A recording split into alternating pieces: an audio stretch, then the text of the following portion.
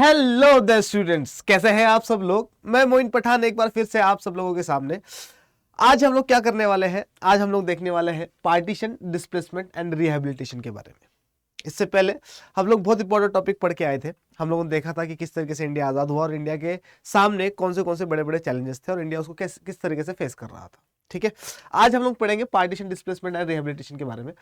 14-15 अगस्त 1947 not one but two nation states came into existence. क्या मतलब है इसका? ये बोल रहा है कि 15 अगस्त 1947, 14-15 अगस्त 1947, 14 अगस्त को पाकिस्तान अपना इंडिपेंडेंस डे मनाता है, 15 अगस्त को हम लोग इंडियंस अपना इंडिपेंडेंस डे मनाते हैं। तो 14-15 अगस्त 1947 को मिडनाइट में दो नेशन स्टेट्स एग्जिस्टेंस में आते हैं, एक पाकिस्तान और एक आता है इंडिया। इंडिया और पाकिस्तान, और यही रिजल्ट था हमारे पार्टीशन का। और किस तरीके से डिस्प्लेसमेंट वगैरह हो रहा था इसकी फोटोग्राफ्स वगैरह हम लोग पिछले वाली वीडियो में देख कर आ चुके हैं। आगे बढ़ते देखते और क्या क्या बता रही है हमारी वीडियो हमें। कुछ इस तरीके से पार्टीशन हुआ था।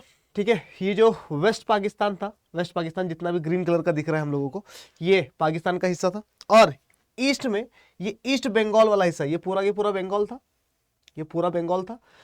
इस पूरे बंगाल में से ईस्ट बंगाल ये वाला हिस्सा जो है ये पूरा चला गया किसके पास? पाकिस्तान के पास, on the basis of religious majorities. ठीक है, इसी चीज को हम लोग देखने वाले आज कि पार्टीशन आखिर हुआ कैसे।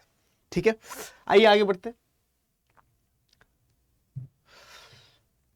To nation theory as advanced by the Muslim League. अब ये टू नेशन थ्योरी क्या है, इसको ध्यान से अच्छे से समझते। हम सबको पता है कि इंडियन नेशनल कांग्रेस जो है, इंडियन नेशनल कांग्रेस ये सबसे बड़ी लार्जेस्ट पॉलिटिकल पार्टी थी इंडिया की, लार्जेस्ट पॉलिटिकल पार्टी थी इंडिया की, हाँ कि ना? बिल्कुल।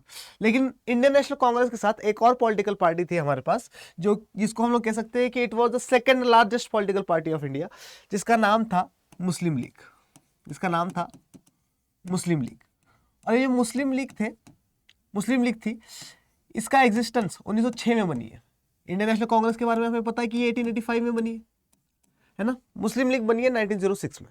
ठीक है, मुस्लिम लीग के प्रेसिडेंट होते हैं, प्रेसिडेंट जिनका नाम है मोहम्मद अली जिन्ना, जिसका नाम है मोहम्मद अली जिन्ना। ठीक है, बहुत सारे लोगों को कंफ्यूजन होती है कि Mohammad Ali Jinnah is the first prime minister of Pakistan, लेकिन ये कंप्लीटली रॉन्ग है। Mohammad Ali Jinnah was not the first prime minister of Pakistan. तो first prime minister of Pakistan कौन थे? लियाकत अली खान। ये वाला पेपर में क्वेश्चन आता है। ठीक है, तो कंफ्यूज नहीं होना बिल्कुल भी। मुस्लिम लीग के प्रेसिडेंट थे मोहम्मद अली जिन्ना, और मोहम्मद अली जिन्ना जो है ये वो बंदा है जिसने टू नेशन थ्योरी दी है। क्या दी है? Two nation theory. अब ये टू नेशन थ्योरी क्या है? टू नेशन थ्योरी में मोहम्मद अली जिन्ना कहते हैं कि इंडिया, या उस टाइम पीरियड का अपन लेते हैं ब्रिटिश इंडिया, ये कहते हैं कि जो ब्रिटिश इंडिया है it consist of not one but two types of people. ठीक है, ये कह रहे हैं कि इंडिया में एक नहीं बल्कि दो अलग अलग तरीके के लोग रह रहे हैं, दो अलग अलग तरीके के सिविलाइजेशंस रह रहे हैं। इनसे पूछा गया कि भैया कौन से सिविलाइजेशन, तो ये बोले कि एक हिंदू सिविलाइजेशन रहती है, एक मुस्लिम सिविलाइजेशन रहती है, और ये दोनों सिविलाइजेशन एक साथ एक ही कंट्री में नहीं रह सकती, ये दोनों क्या हो जाएंगे? टकराते रह जाएंगे। तो इन्होंने क्या किया? इन्होंने टू नेशन थ्योरी दी, और यही से डिमांड उठनी स्टार्ट हो जाएगी किसकी? पाकिस्तान की। किसकी? पाकिस्तान की। अब यहां से पाकिस्तान की डिमांड होनी स्टार्ट हो जाएगी। ठीक है, तो पेपर में क्वेश्चन आता है क्या? टू नेशन थ्योरी किसने दी? मुस्लिम लीग ने दी। मुस्लिम लीग के किस बंदे ने दी? मोहम्मद अली जिन्ना ने दी।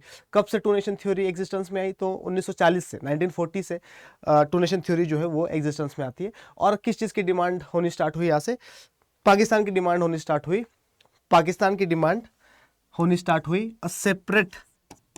As a separate nation for Muslims, as separate nation for Muslims. आइए थोड़ा सा अब इसके बारे में पढ़ते हैं हम लोग, देखते हैं हमारे पास क्या क्या बता रही है हमारी PDF. Two nation theory as advanced by the Muslim League, India consisted of not one but two people, Hindus and Muslims. क्या बता रहा है कि इंडिया क्या करता है? कंसिस्ट करता है एक नहीं बल्कि दो अलग अलग तरीके के लोगों का, हिंदूज और मुस्लिम्स का। That is why it demanded Pakistan a separate country for the Muslims. और इसी वजह से पाकिस्तान की डिमांड रखी गई, एक अलग से नेशन बना दिया जाए। किसके लिए? मुसलमानों के लिए। कौन कह रहा है? मुस्लिम लीग कह रही है। The Congress oppose this theory and the demand for Pakistan. और कांग्रेस ने क्या करा? कांग्रेस ने इस थ्योरी को अपोज किया और पाकिस्तान के डिमांड को नकार दिया। बोल दिया कि भैया पाकिस्तान बनाने में हमारा कोई रोल नहीं रहेगा, हम नहीं चाहते कि इंडिया का डिवीजन हो। मतलब इसका मतलब क्या, इसका मतलब इंडियन नेशनल कांग्रेस मना कर रही है टू नेशन थ्योरी से, मुस्लिम लीग कह रही है कि नहीं भैया, क्या कांग्रेस मना करे चाहे ना करे, हम लोग तो पाकिस्तान बनाएंगे।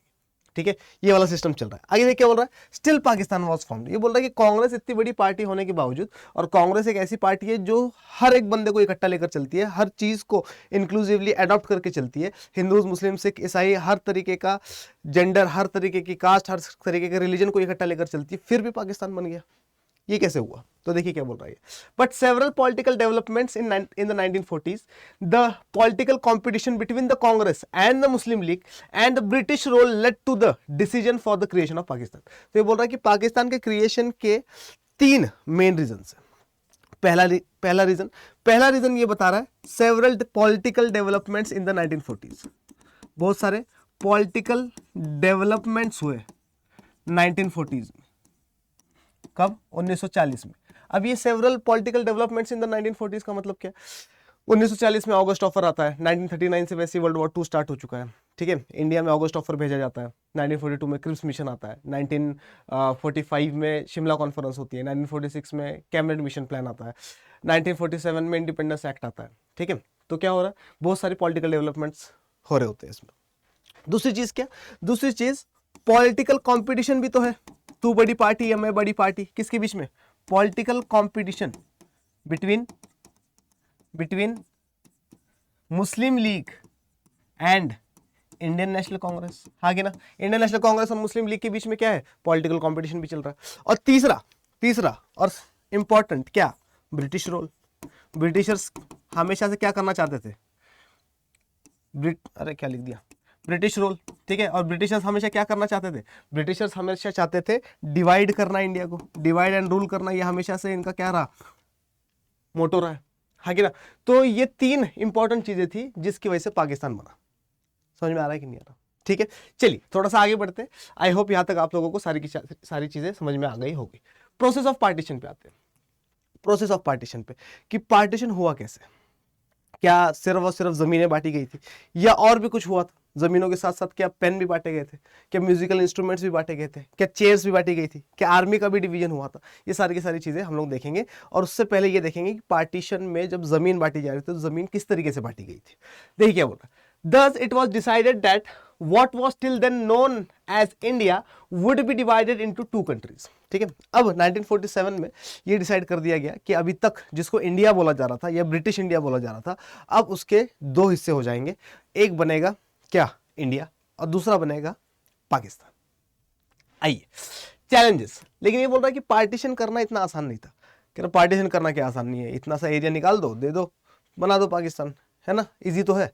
इतना इजी नहीं है। क्यों इजी नहीं है, देखिए क्यों इजी नहीं है।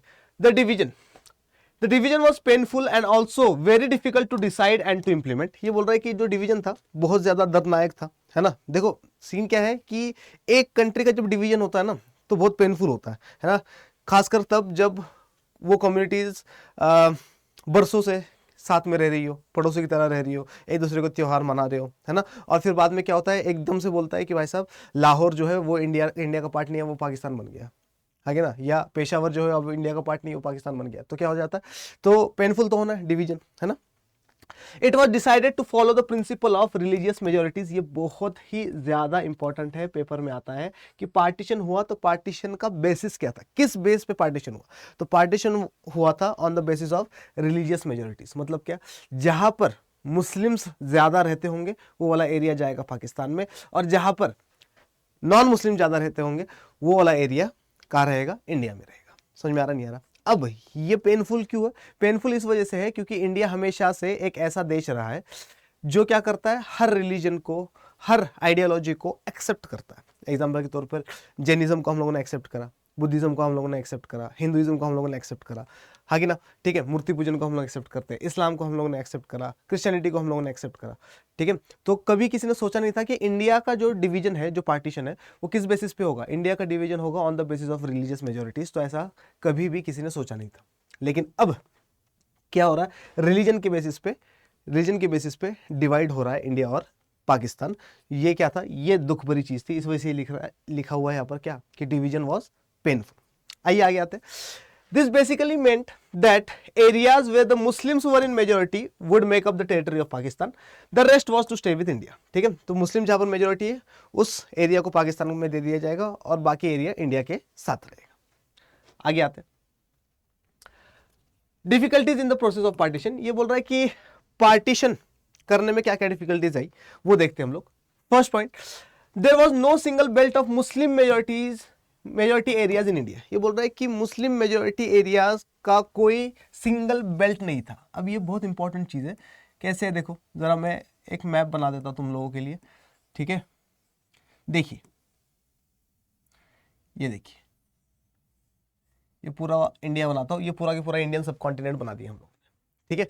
अब देखो क्या हो रहा है, मुस्लिम्स जो है, मुस्लिम्स ऐसा तो नहीं है कि ये जो पूरा ऊपर का एरिया है यहाँ पे सिर्फ और सिर्फ मुस्लिम्स रह रहे, ये पार्ट इनको दे दो, ठीक है, पूरा नीचे वाला इंडिया बन जाएगा।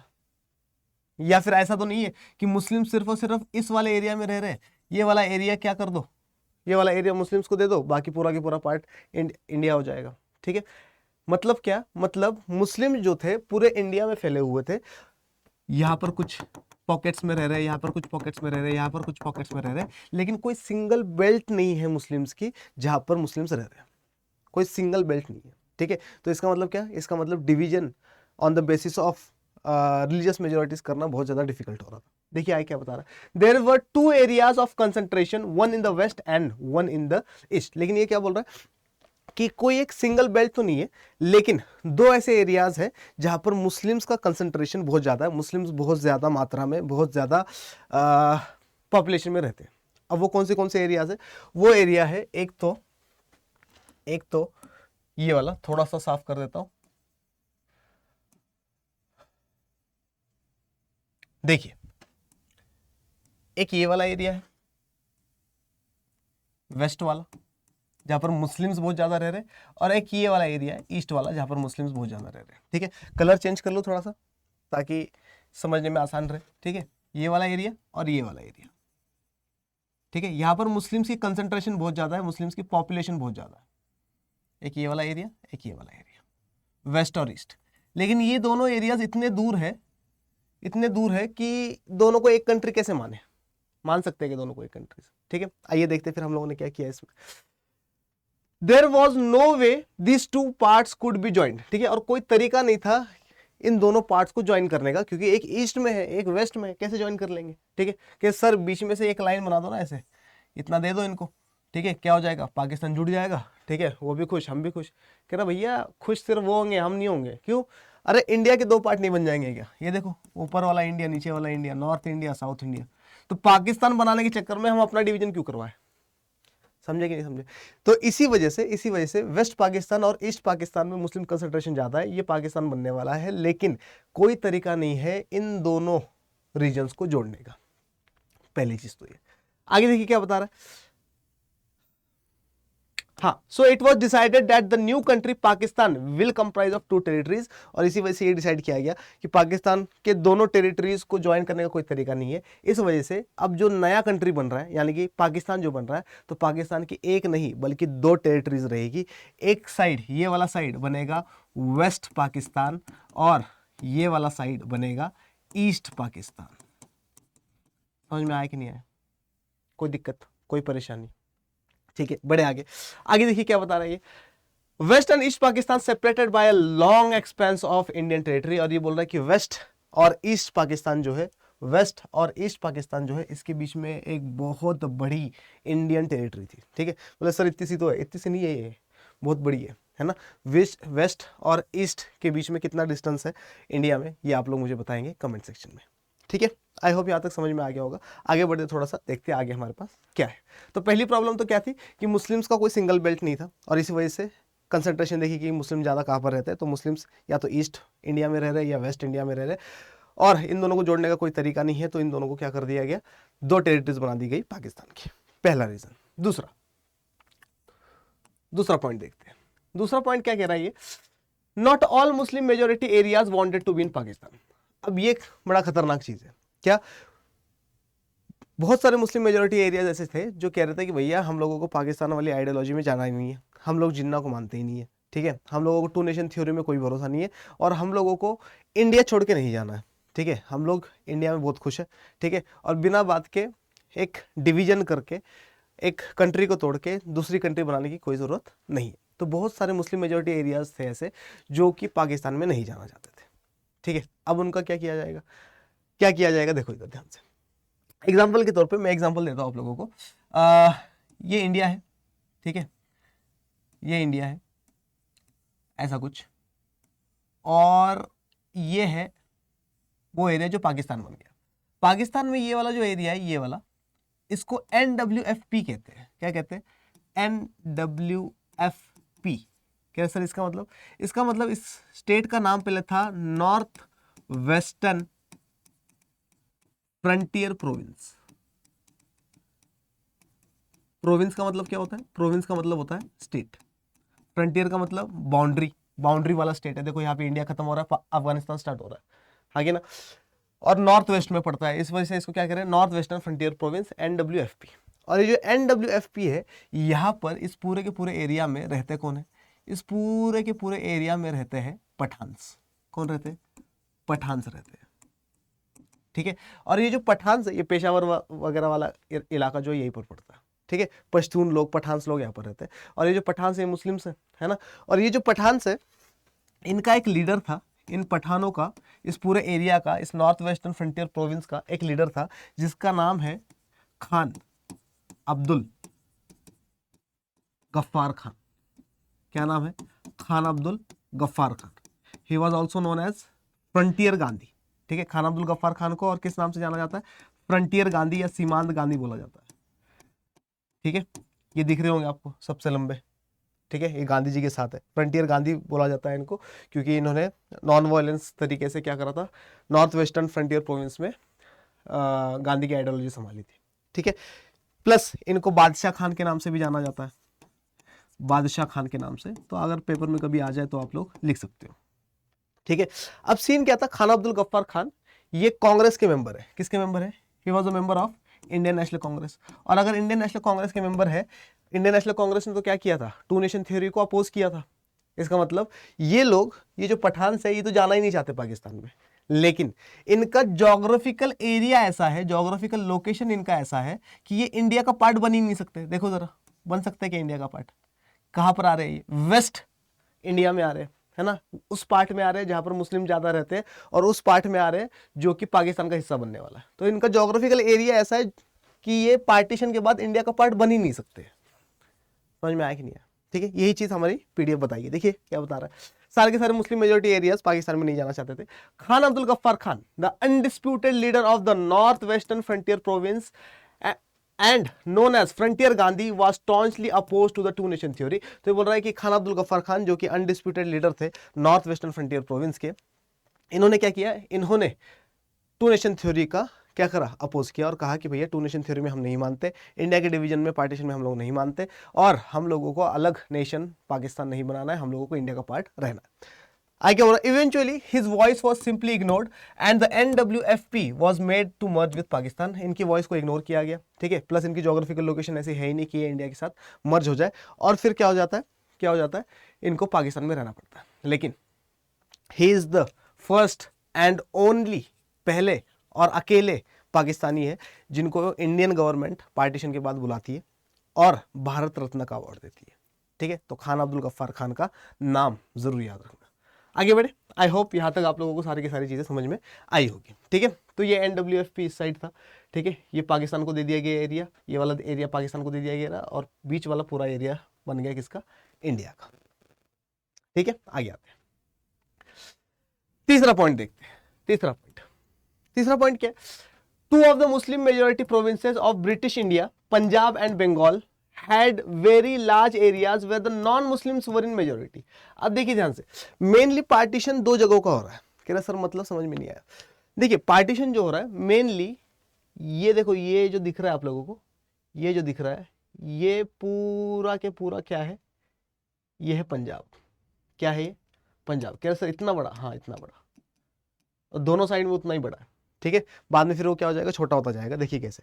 और ये जो एरिया है, ये वाला एरिया, ये वाला एरिया, ठीक है, ये क्या है, ये पूरा की पूरा है बंगाल। मेनली जो डिवीजन हुआ है या जो पार्टीशन हुआ है, मेनली जो पार्टीशन हुआ है, मेनली क्या जो पार्टीशन हुआ है, सिर्फ 2 स्टेट्स का ही तो हुआ है।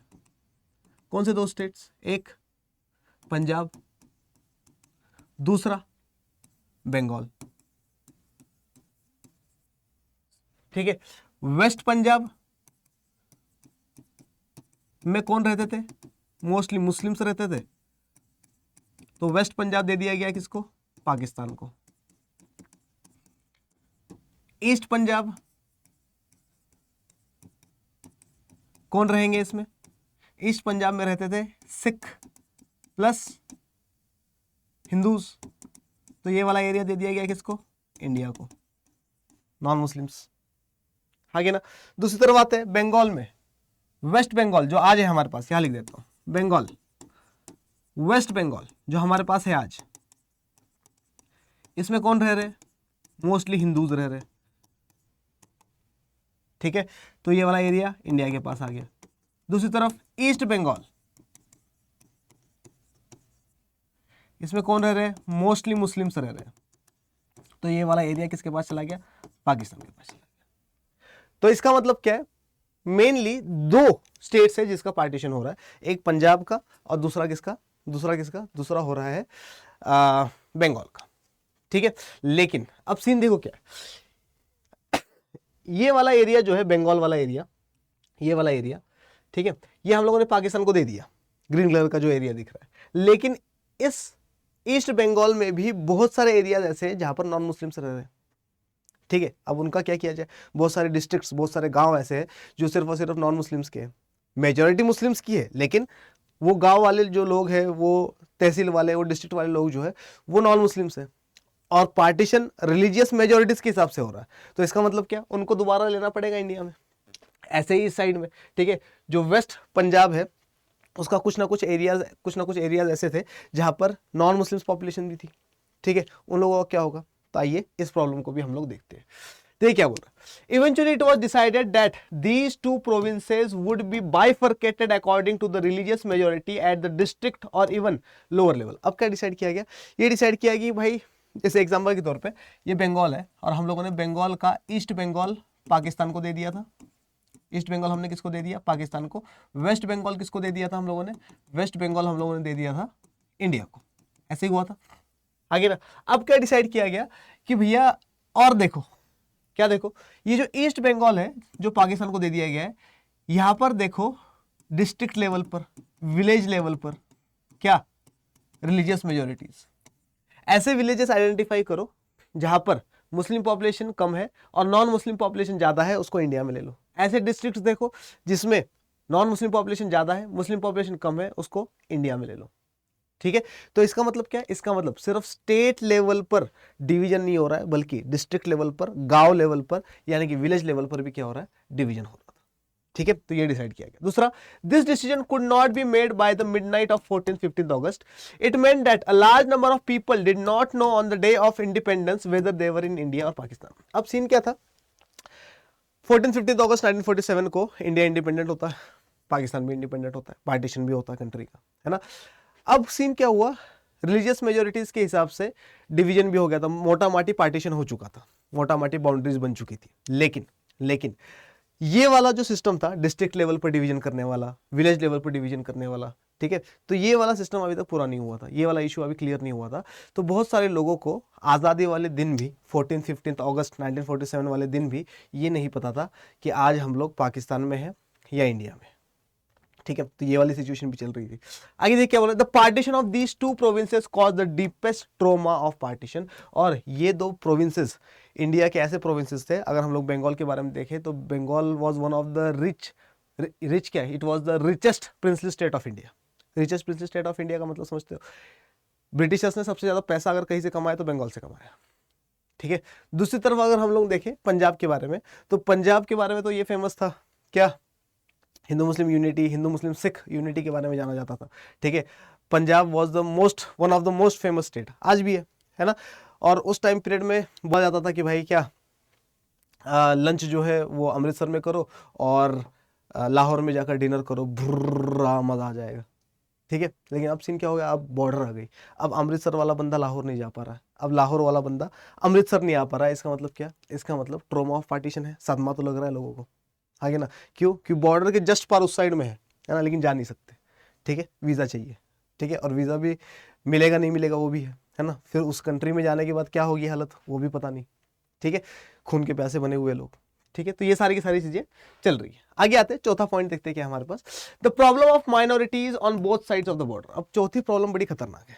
क्या, पार्टीशन हो रहा है। पार्टीशन होने का मतलब क्या है, हम लोग बात करते हैं पंजाब की। पंजाब को हम लोगों ने दो हिस्सों में बांट दिया। ठीक है, ये बन गया मुस्लिम पंजाब, ये बन गया non Muslim Punjab. Non Muslim Punjab में मतलब इंडिया वाली साइड में क्या होगा, यहां पर मुस्लिम्स माइनॉरिटी में होंगे, आगे ना। और इस साइड में जो नॉन मुस्लिम्स होंगे यानी कि सिख हिंदूज, वो क्या होंगे, माइनॉरिटी में होंगे। और जब रिलीजन के बेसिस पे ऐसी चीजें होती है तो वायलेंस होता है कि ना, कम्युनल वायलेंस होता है, सांप्रदायिक दंगे होते हैं। इसका मतलब क्या, ये नॉन मुस्लिम्स जो पाकिस्तान वाली साइड में है, ये रिलीजियस मेजॉरिटी यानी कि मुस्लिम्स के इजी टारगेट बन जाएंगे। सेम चीज इस साइड में होगी। क्या, यहां पर जो मुस्लिम्स है, इंडिया वाली साइड में जो मुस्लिम्स है, वो इजी टारगेट बन जाएंगे किसका, नॉन मुस्लिम्स का। ठीक है, और यहीं से दंगे स्टार्ट हो जाते हैं। देखिए क्या बता रहा है, lakhs of Hindus and Sikhs in the areas that were now in Pakistan and an equally large number of Muslims on the Indian side of Punjab and Bengal and to some extent in Delhi and surrounding areas found themselves trapped. अब जो पाकिस्तान के side में जो non Muslims है, इनको लग गया भाई साहब हम लोग तो फंस गए यहाँ पर, अब ये लोग हमें मार डालेंगे। ठीक है, और उस साइड में पंजाब हरियाणा, हरियाणा तो बना नहीं है वैसे, अभी 1966 में बनेगा, है ना, पंजाब से ही टूट कर बनेगा। लेकिन जो ईस्ट पंजाब है, जो इंडिया वाला पंजाब है, इसमें मुस्लिम्स को क्या लगा कि हम लोग ट्रैप्ड है। उधर नॉन मुस्लिम्स को लग रहा है कि हम लोग ट्रैप्ड है, इधर मुस्लिम्स को लग रहा है हम लोग ट्रैप्ड है। ठीक है, तो अब सीन क्या हो रहा है, अब रिलीजियस माइनॉरिटीज की प्रॉब्लम है, इनको प्रोटेक्शन भी देना है। ठीक है, और हम लोग उसको प्रोटेक्ट कर पाएंगे नहीं कर पाएंगे वो भी देखेंगे। आइए देखते हैं problems, huge migration and encroachment. अब क्या हो रहा है, बहुत बड़े लेवल पर माइग्रेशन होगा, है ना, एक साइड से दूसरी साइड में, पाकिस्तान वाली साइड से इंडिया वाली साइड में, और इंडिया वाली साइड से पाकिस्तान वाली साइड में बहुत हाई लेवल का माइग्रेशन होगा। ह्यूज पॉपुलेशन जो है वो माइग्रेट करेगी। मतलब क्या, मतलब कितना, 80 लाख लोग जो है वो माइग्रेट करेंगे। 80 लाख छोटा नंबर नहीं है, it was the largest migration of the world, it was the largest unplanned tragic abrupt migration of the world. समझ में आ रहा है नहीं आ रहा, ठीक है, on the basis of religion. ठीक है, इंडिया में, है ना, सबसे ताज्जुब वाली बात ये लगता है कि इंडिया में ऐसा हो रहा था। ठीक है, आई क्या बोल रहा है, minorities on both sides became easy targets of attack. और दोनों साइड की माइनॉरिटीज जो थी, पाकिस्तान वाली साइड में मुस्लिम्स और इंडिया वाली साइड में नॉन मुस्लिम्स, हिंदूज और सिख, ये लोग क्या बन गए थे, इजी टारगेट बन गए थे। और अब यहाँ पर एट्रोसिटीज यानी कि अत्याचार वगैरह स्टार्ट होगा, किलिंग स्टार्ट होगी, रेप स्टार्ट होंगे, एक्सेट्रा एक्सेट्रा चीजें चलती रहेगी। ठीक है, आगे बढ़े थोड़ा सा, चलिए आगे देखते हैं। कॉन्सिक्वेंसेज ऑफ पार्टीशन पे आते हैं, देखते हैं कि क्या क्या कॉन्सिक्वेंसेज रहेंगे पार्टीशन के, है ना। पार्टीशन तो हो गया, ठीक है, अब पार्टीशन होने की वजह से क्या क्या हुआ वो देखते हैं। देखिए क्या बता रहा है, 1947 the year of partition have many negative consequences. ठीक है, तो ये बोल रहा है कि 1947 में जो पार्टीशन हुआ है, इसके बहुत सारे नेगेटिव कॉन्सिक्वेंसेज थे। देखते हैं क्या क्या। It was one of the largest most abrupt unplanned and tragic transfer of population. ये क्या बोल रहा है, ये लार्जेस्ट ट्रांसफर ऑफ पॉपुलेशन है, most abrupt transfer of population है, फिर क्या बोल रहा है, ट्रेजिक, सदमा देने वाला है ना, और अनप्लैंड है, सबसे बड़ी बात। ठीक है, किसी ने प्लानिंग नहीं करी है। अब ब्रिटिशर्स ने जब प्लान बना दिया था पार्टीशन का, जब बता दिया था कि भाई बॉर्डर्स ऐसे ऐसे बनेंगे, तो ये लोग ये भी करके चले जाते हैं कि भैया क्या करो, आराम से वो वाली पॉपुलेशन इधर आ जाए, वो वाली पॉपुलेशन इधर आ जाए, ठीक है, पीसफुली पार्टीशन हो जाए। ठीक है, लेकिन ब्रिटिशर्स तो ये चाहते ही नहीं है। क्यों, क्योंकि हमेशा उन लोगों ने डिवाइड एंड रूल ही खेला है ना। ठीक है, नेक्स्ट चीज क्या बोला, it was followed by killing and atrocities. और ये बोल रहा है कि जैसे ही पार्टीशन हुआ on the basis of religion, तो रिलीजन के बेसिस पे कम्युनल वायलेंस होने लग गया, रिलीजन के बेसिस पे वायलेंस होने लग गया, लड़ाई होने लग गई। और ये लड़ाई में बहुत सारे लोग मारे गए और बहुत सारे लोगों पे अत्याचार किया गया। ठीक है, आगे cities like Lahore, Amritsar and Kolkata became divided into communal zones. ठीक है, ये वाला क्वेश्चन पेपर में आता है कि कौन से ऐसे एरियाज थे जो कम्युनल जोन्स बन गए थे। तो 3 एरियाज हमारे एनसीईआरटी बताती है कि कम्युनल जोन बन गए थे। एक कौन सा, लाहौर, दूसरा अमृतसर और तीसरा कोलकाता। ठीक है, अब देखिए जरा ऐसा ही हुआ होगा क्या। ये इंडिया है कुछ इस तरीके का, कुछ ऐसा बना देते हैं।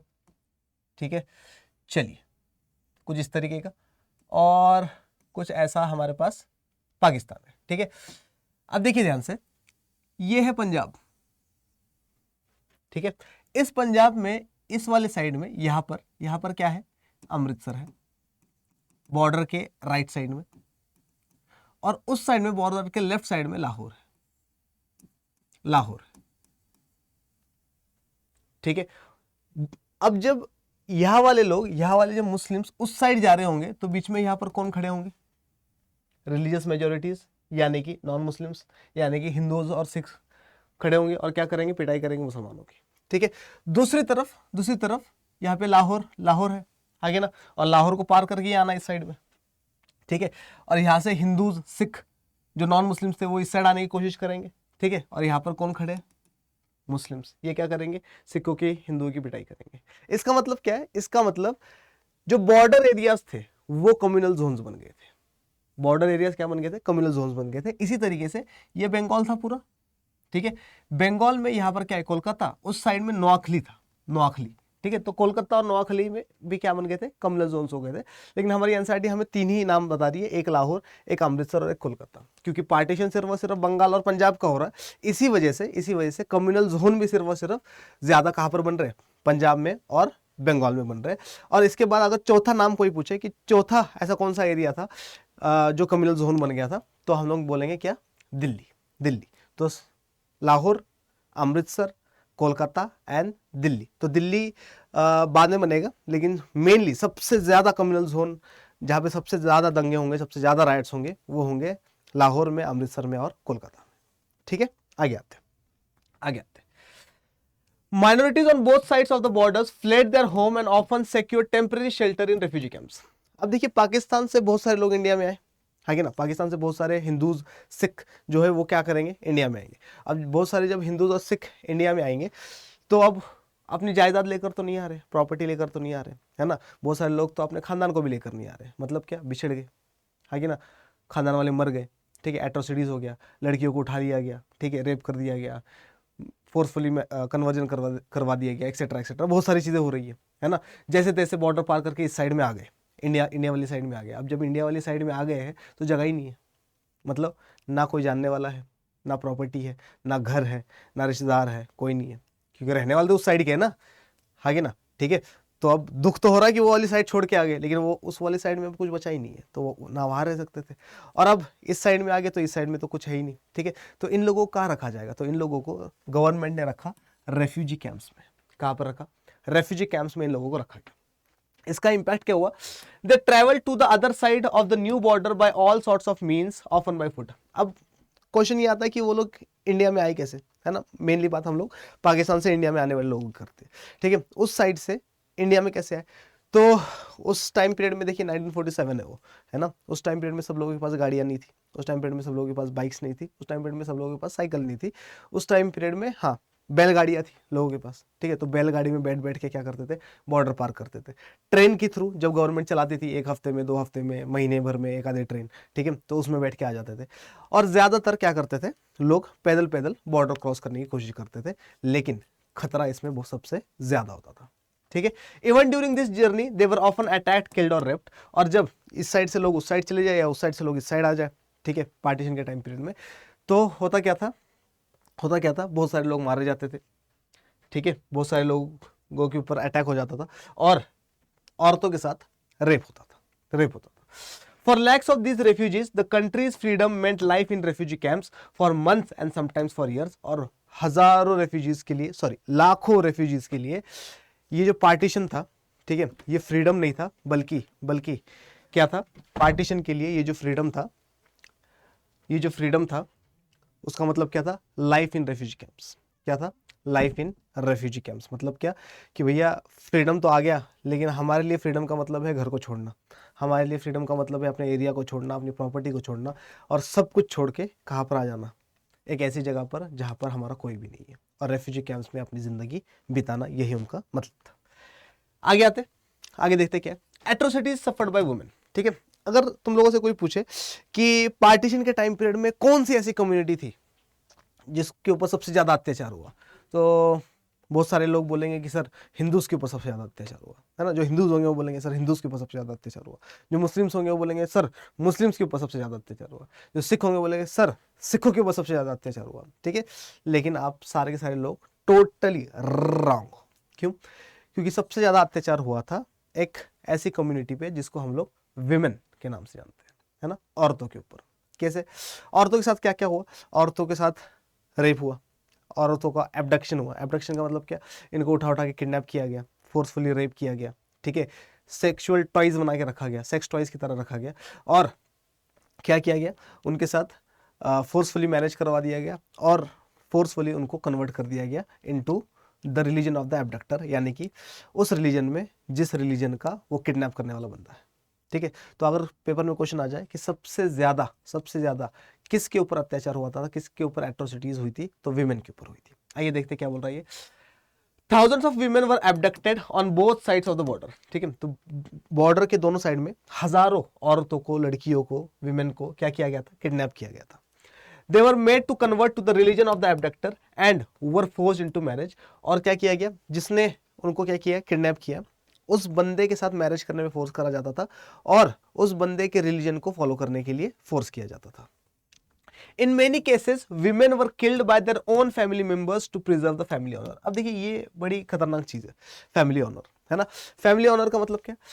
कि भाई खानदान की इज्जत है, और खानदान की इज्जत किस में? औरतों में। ठीक है, और हमारी औरतों को कोई किडनैप करे, कोई उनको सेक्स टॉयज बनाए, कोई उनके साथ रेप करे, ये हम लोग देख नहीं सकते। इस वजह से लोगों ने क्या कर दिया? अपने घरों की औरतों को खुद ही मार दिया। ठीक है, इज्जत बचाने के लिए। समझ में आ रहा नहीं आ रहा? तो ये फैमिली ऑनर बड़ी खतरनाक चीज थी उस टाइम पीरियड में। ठीक है, आज भी है, आज भी इंडिया वाले मानते हैं। ठीक है, लेकिन क्या चीज? फैमिली ऑनर के चक्कर में औरतों को मार दिया है, खुद के फैमिली मेंबर्स मारने लग गए। किस वजह से? कि भैया कोई दूसरे रिलीजन वाला बंदा क्या ना करे, इनके साथ रेप वगैरह ना कर दे, इनको मार वगैरह ना दे, इस वजह से। ठीक है, आगे आते partition as division of hearts देखते हैं। ठीक है, ये भी बड़ी इंपॉर्टेंट चीज़ है, partition of division of hearts. इसमें क्या है कि बहुत सारे राइटर्स थे, बहुत सारे पोइट्स थे, इन लोगों ने कहा कि सिर्फ और सिर्फ जो डिवीजन है वो उसका नहीं हुआ है, ज़मीन का नहीं हुआ है, बल्कि डिवीजन जो है वो हार्ट्स का भी हुआ है, दिल का भी हुआ है। ठीक है, कैसे?